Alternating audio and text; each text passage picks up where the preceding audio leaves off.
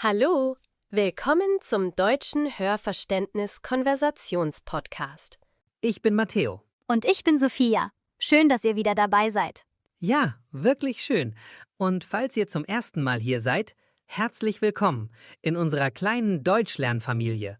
Hier sprechen wir echtes Deutsch mit echten Geschichten. Und heute geht es um etwas, das jeder kennt. Ja, heute reden wir über Probleme und über Lösungen. Etwas, das wirklich jeden Tag in unserem Leben passiert. Dramatisch. Sophia, ich hatte gestern ein Problem. Ein wirklich großes Problem. Oh nein, was ist passiert? Also, ich habe meine Wohnungsschlüssel verloren. Draußen, in Berlin, bei Regen. Oh mein Gott, das ist wirklich ein Problem. Ein echtes Problem. Und genau deswegen, heute reden wir darüber, wie spricht man auf Deutsch über Probleme? Wie beschreibt man sie? Und noch wichtiger, wie findet man Lösungen? Für A2 und B1 mit echten Geschichten, echten Problemen und echten Lösungen von uns beiden. Also bleibt dran. Es wird chaotisch, es wird lustig und ihr werdet lernen, wie man auf Deutsch wirklich über Alltagsprobleme spricht. Matteo, erzähl uns die ganze Geschichte, die verlorenen Schlüssel. Was ist passiert? Also, es war gestern Abend. Ich war beim Lesekreis, das kennt ihr ja. Und auf dem Rückweg, es hat plötzlich angefangen zu regnen. Sehr stark. Oh nein. Und ich bin gerannt zur nächsten U-Bahn-Station. Und ich glaube, in diesem Moment, beim Rennen, sind mir die Schlüssel aus der Tasche gefallen. Aus der Tasche gefallen? Hast du es gemerkt? Erst zu Hause. Ich bin vor meiner Tür gestanden, nass, kalt, müde. Und ich habe in meine Tasche gegriffen und nichts. Keine Schlüssel. Oh, Matteo. Ich habe die Tasche komplett durchsucht. 2-mal, 3-mal, nichts. Und dann die Panik. Ich stand da, um 11 Uhr abends, im Regen, ohne Schlüssel. Was hast du gemacht? Also, zuerst habe ich versucht, ruhig zu bleiben. Ich habe tief geatmet. Und dann habe ich nachgedacht, wer könnte mir helfen? Das ist so wichtig. Wenn ein Problem auftaucht, zuerst ruhig bleiben, dann nach Lösungen suchen. Genau. Und ich habe meine Nachbarin angerufen, Frau Weber, eine ältere Dame. Sie hat einen Ersatzschlüssel von mir, für Notfälle. Oh, Gott sei Dank. Ja, aber sie war nicht zu Hause. Sie war bei ihrer Tochter, hat sie mir später erzählt. Oh nein, das Problem wird größer. Größer und größer. Und dann, ich habe überlegt, was ich sonst tun kann. Und ich habe meinen Vermieter angerufen. Und? Er hat nicht sofort abgehoben. Es war ja schon spät. Aber nach 10 Minuten hat er zurückgerufen. Und er hat gesagt, kein Problem, Matteo. Ich komme in einer halben Stunde mit dem Zweitschlüssel. Endlich eine Lösung. Eine halbe Stunde. Im Regen. Vor meiner Tür. Aber weißt du was? In dieser halben Stunde habe ich etwas Interessantes erlebt. Was denn? Eine ältere Frau ist vorbeigegangen, mit ihrem Hund. Und sie hat mich gesehen, nass, wartend, ein bisschen verloren aussehend. Und sie hat gefragt, alles in Ordnung, junger Mann? Das ist so schön. Und ich habe ihr die Geschichte erzählt. Und sie hat gelacht und gesagt, das ist mir letztes Jahr auch passiert. Kommen Sie, ich mache Ihnen einen Tee, während Sie warten. Und sie hat mich zu sich nach Hause eingeladen. Wirklich? Wirklich, ich saß in ihrer Küche mit heißem Tee und wir haben geredet. Über Berlin, übers Leben, über alles Mögliche. Und als mein Vermieter angekommen ist, habe ich mich fast nicht von ihr verabschieden wollen. Das ist so eine schöne Geschichte, Matteo. Aus einem Problem ist eine schöne Begegnung entstanden. Genau das. Und das ist etwas, das ich wirklich glaube. Probleme öffnen manchmal Türen zu unerwarteten, schönen Momenten. Habt ihr die Vergangenheitsform bemerkt? Ich habe angerufen. Sie hat gefragt. Ich habe erzählt.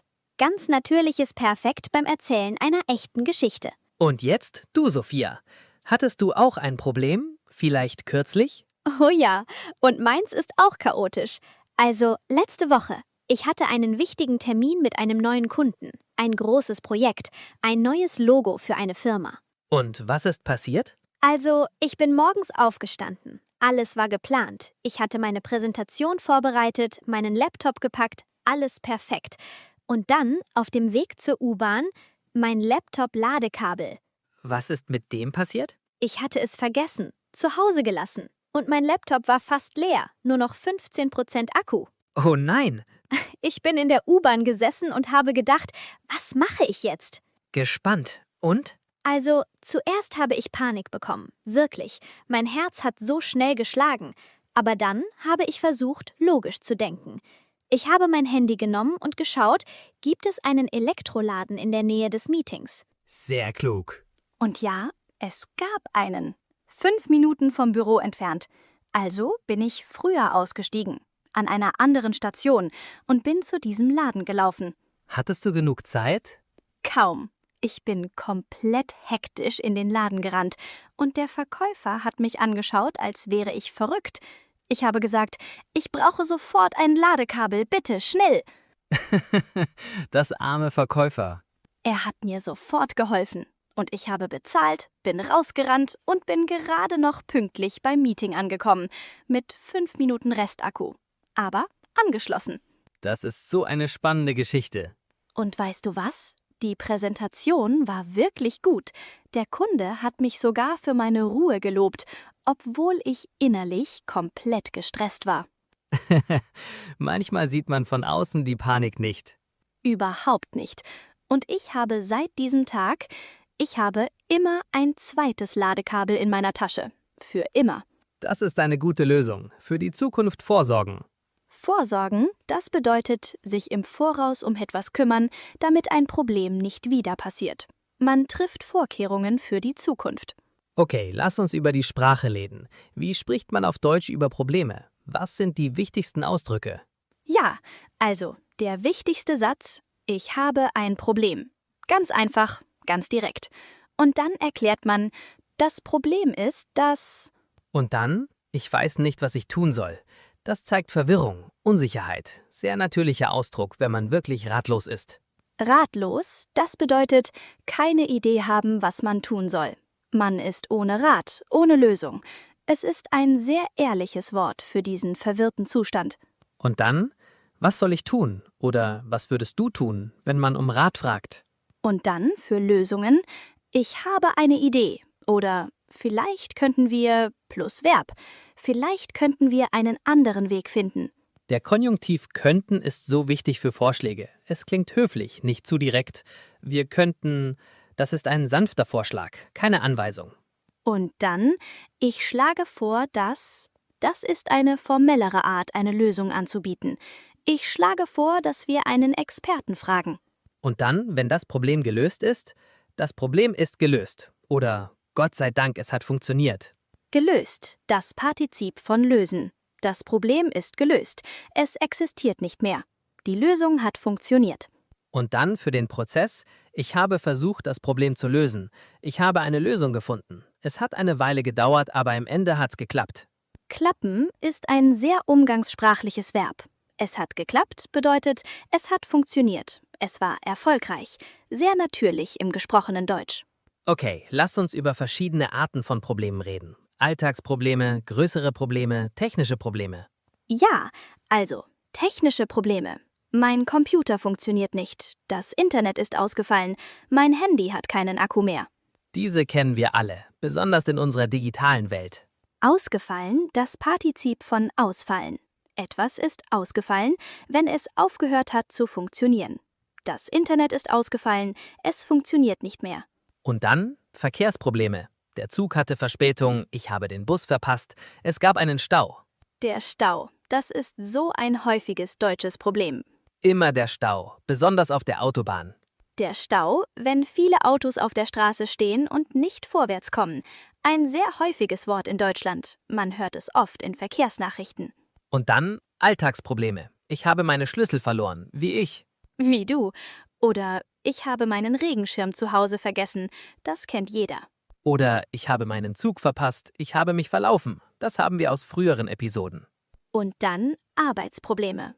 Ich habe eine Deadline verpasst. Ich hatte einen Konflikt mit einem Kollegen. Das Projekt lief nicht wie geplant. Lief nicht wie geplant. Präteritum von laufen.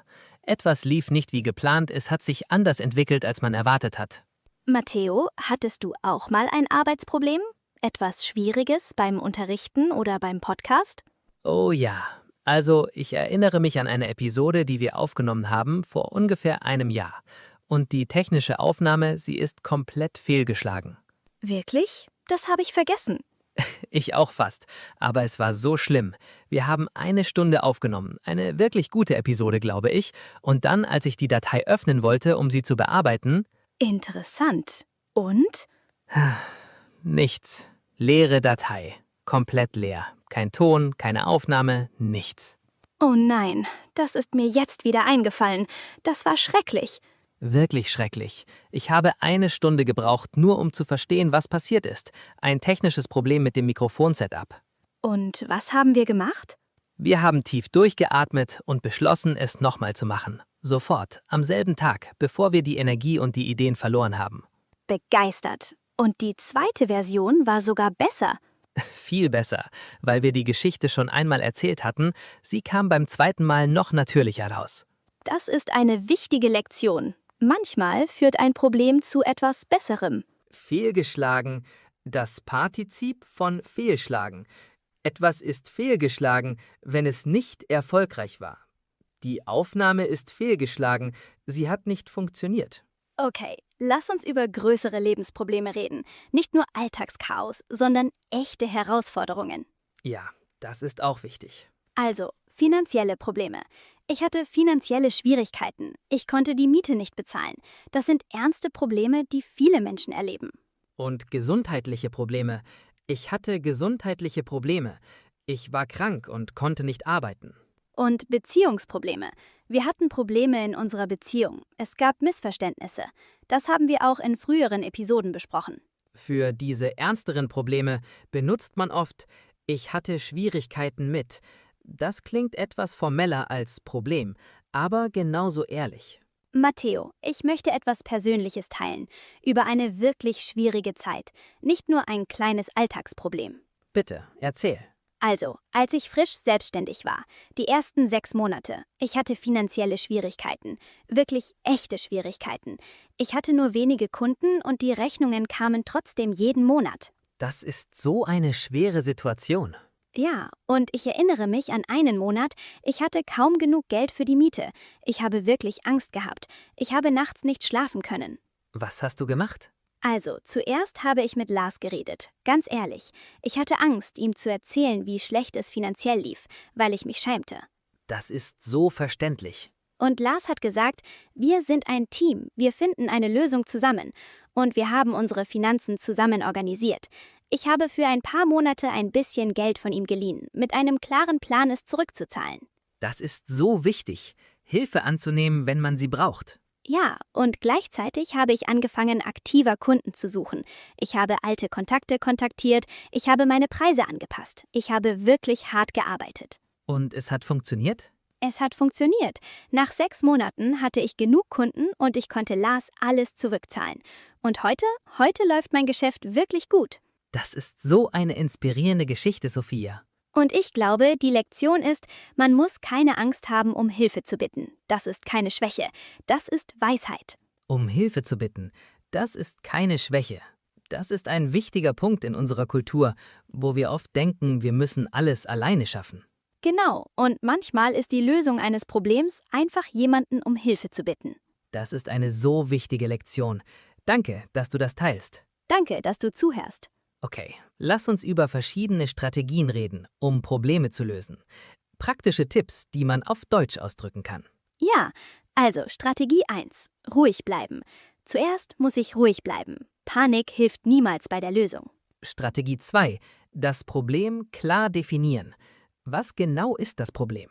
Manchmal versteht man das Problem nicht richtig und deswegen findet man keine Lösung. Definieren bedeutet klar erklären, genau bestimmen. Man definiert das Problem. Man sagt genau, was falsch ist. Strategie 3. Um Hilfe fragen. Kannst du mir helfen? Ich brauche Unterstützung. Das ist keine Schwäche, wie Sophia gesagt hat. Strategie 4. Alternativen finden.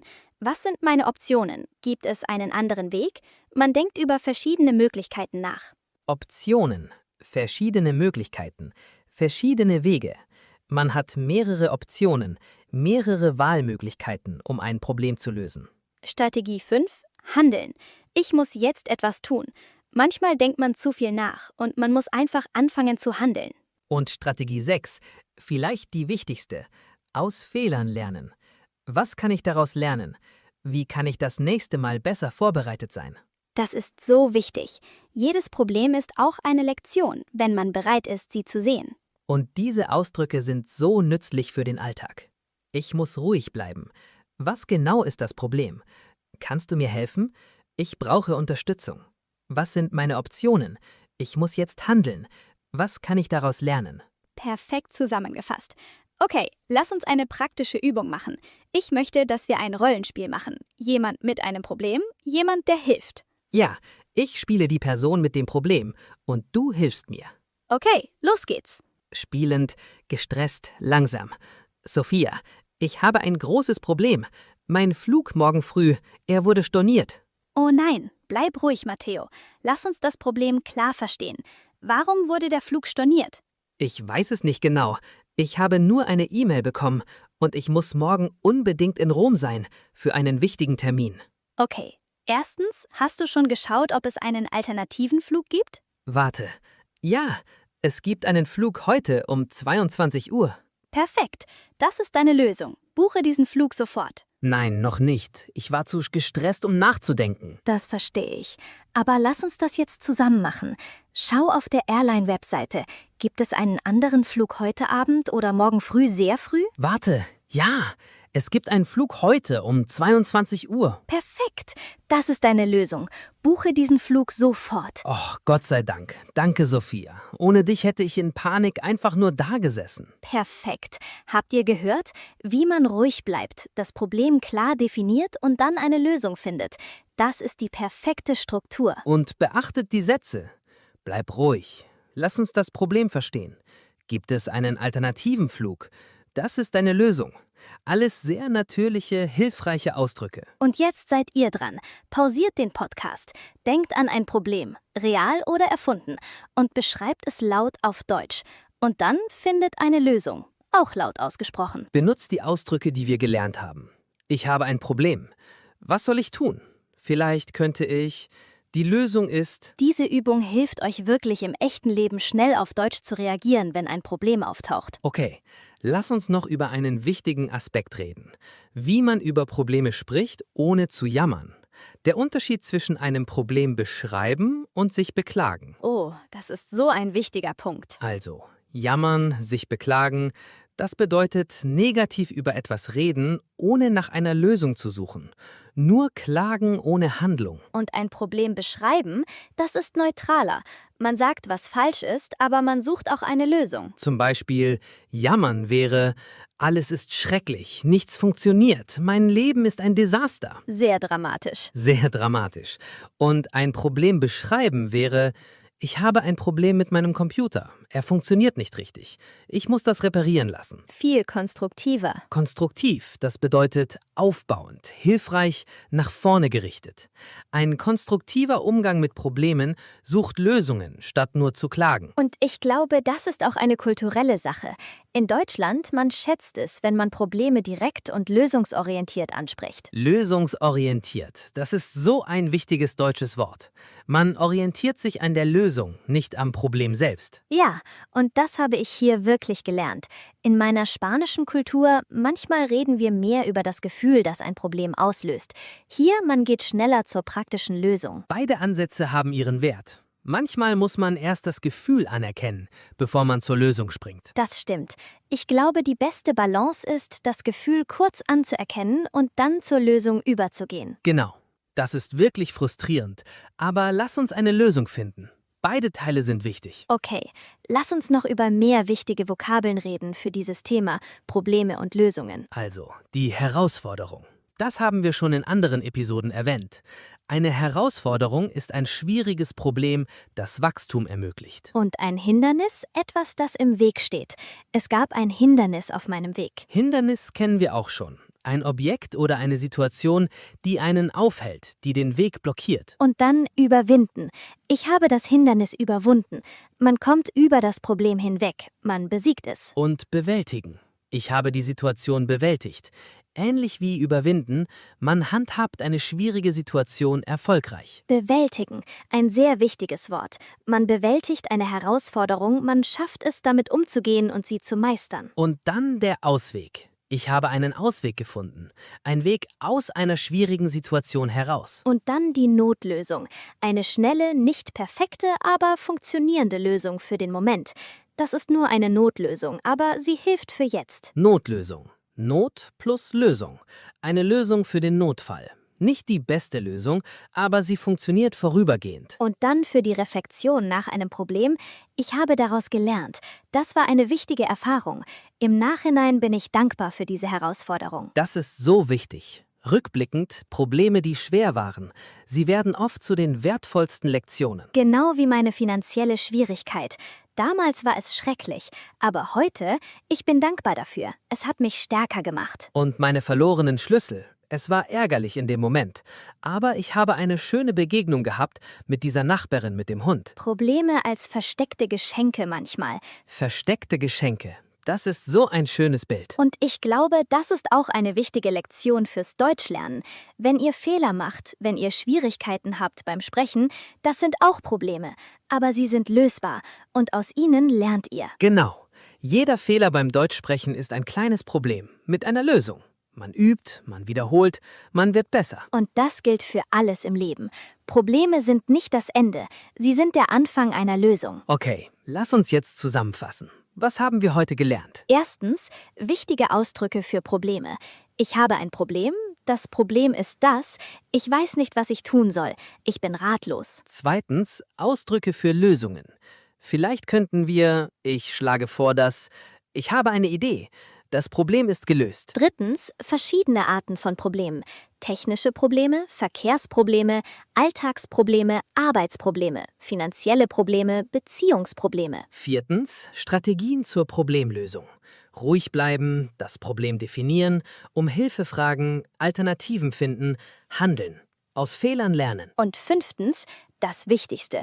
Probleme sind Teil des Lebens. Sie sind nicht das Ende, sie sind eine Einladung zum Wachstum. Und manchmal, wie bei Matthäus verlorenen Schlüsseln, führen sie zu unerwarteten, schönen Momenten. Versteckte Geschenke. Das vergesse ich nicht mehr. Und mit dieser Einstellung, Probleme lösungsorientiert anzugehen, statt nur zu jammern, man lebt einfacher. Man lebt freier. Und dasselbe gilt fürs Deutschlernen. Wenn ihr Schwierigkeiten habt, das ist normal. Sucht nach Lösungen. Übt weiter, fragt um Hilfe, wenn nötig. Und jetzt eure Hausaufgabe. Schreibt uns in die Kommentare, auf Deutsch, von einem Problem, das ihr hattet und wie ihr es gelöst habt. 5 bis 7 Sätze. Benutzt die Ausdrücke, die wir gelernt haben.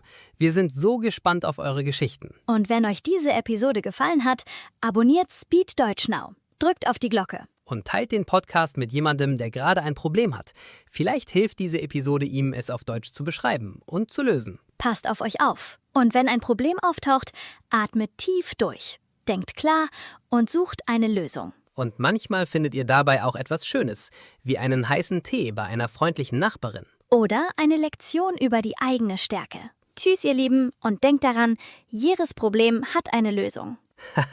Manchmal braucht man nur einen zweiten Schlüssel oder ein Ladekabel. Oder einfach einen guten Freund, der zuhört. Und denkt daran, Zusammen, Fehler sind Freunde und Probleme auch. Irgendwie. irgendwie schon. Tschüss. Tschüss und auf Wiedersehen, ihr Lieben.